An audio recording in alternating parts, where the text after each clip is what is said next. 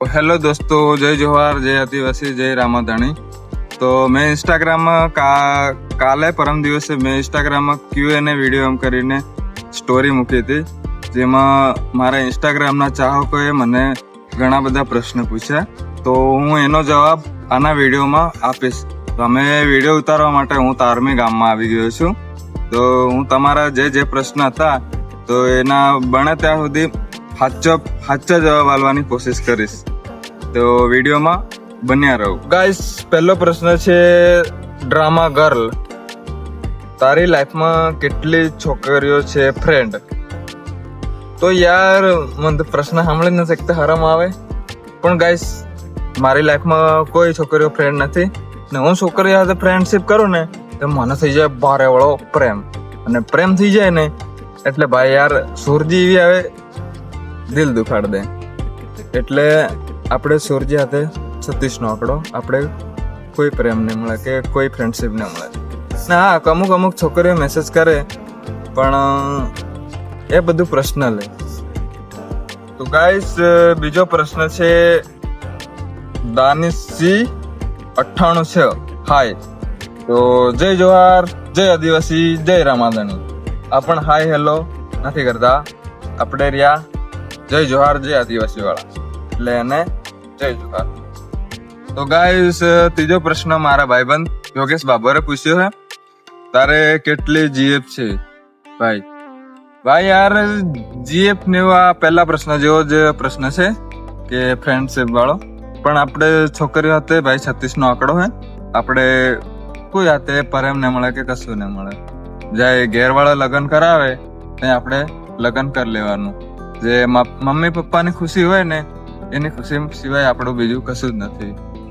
મારો ચોથો પ્રશ્ન છે, જીતુ પાંડોર વાયટી, તો આર્મી વિશે કશુંક બોલી નાખો. તો શહેરની સવારી અને ફોજીની યારી ખાલી કિસ્મત વાળાઓને જ મળે છે.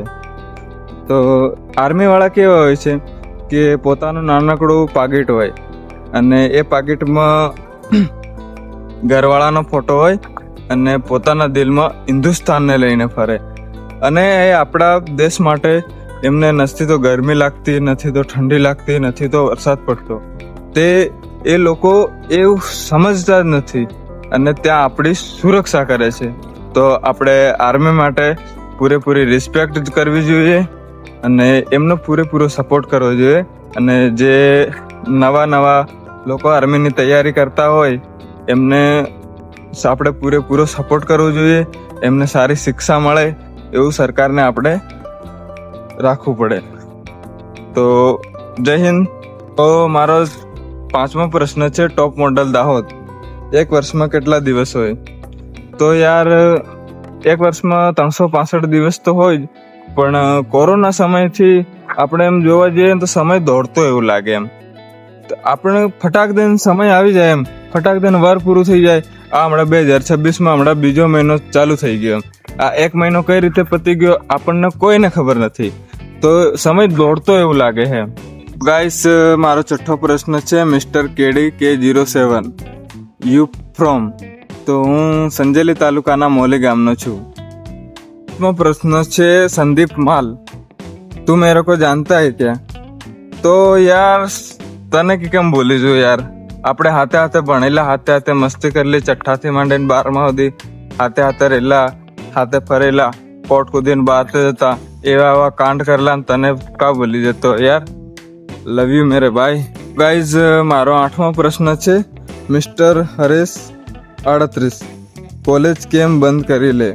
ભાઈ, મેં કોલેજ બંધ નથી કરી, હું એક્ઝામ આપવા તો આવું જ છું.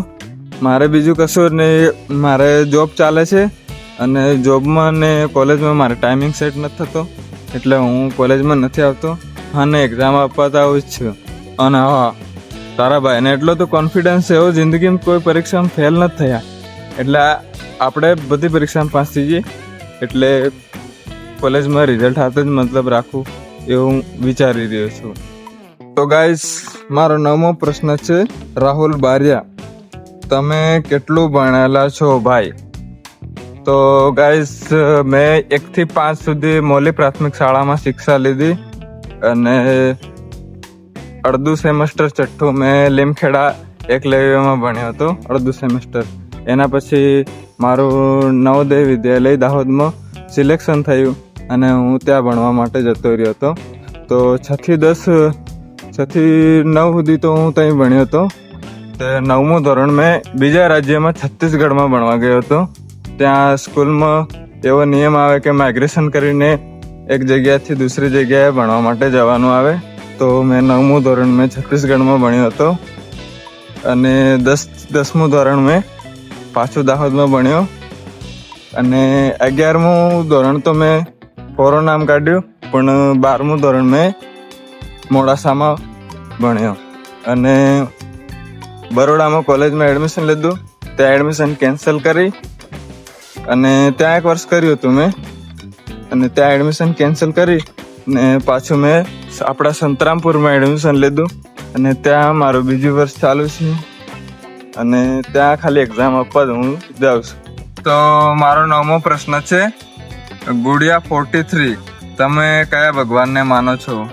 ગાઈસ, આપણે બધા ભગવાનને માનીએ છીએ, પણ આપણે ઘરે પૂજા કરીએ છીએ રામાધણીની. તો બધાને જય રામાધણી.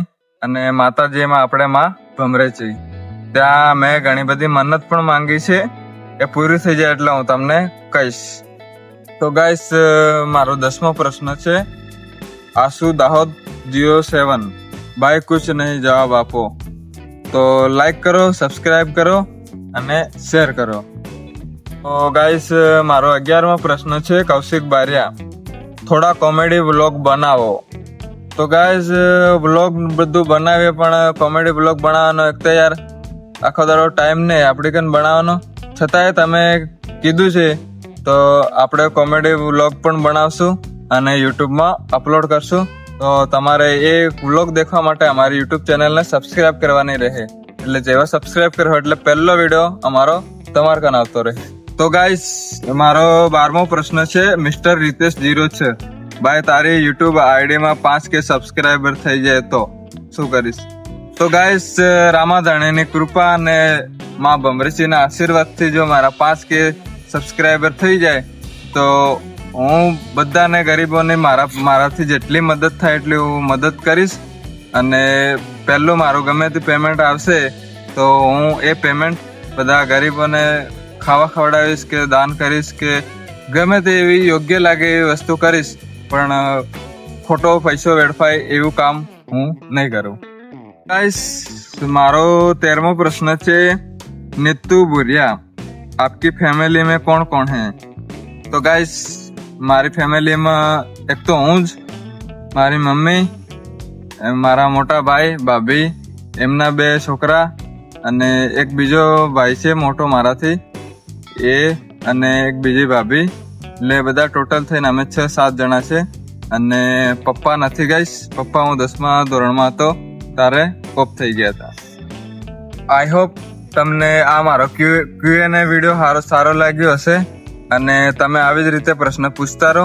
હજી તો ઘણા બધા પ્રશ્ન છે, પણ જે સારા પ્રશ્ન હોય એ હું સિલેક્ટ કરીને એમને હું પ્રશ્ન પૂછીશ. તો તમને વિડીયો પસંદ આવ્યો હોય તો લાઈક કરો, સબસ્ક્રાઈબ કરો અને ભાઈ સપોર્ટ કરતા રહેજો. નવી આઈડી છે અને ખૂબ આગળ વધાવી દેજો યાર. જય રામાધણી, જય આદિવાસી, જય જોહાર.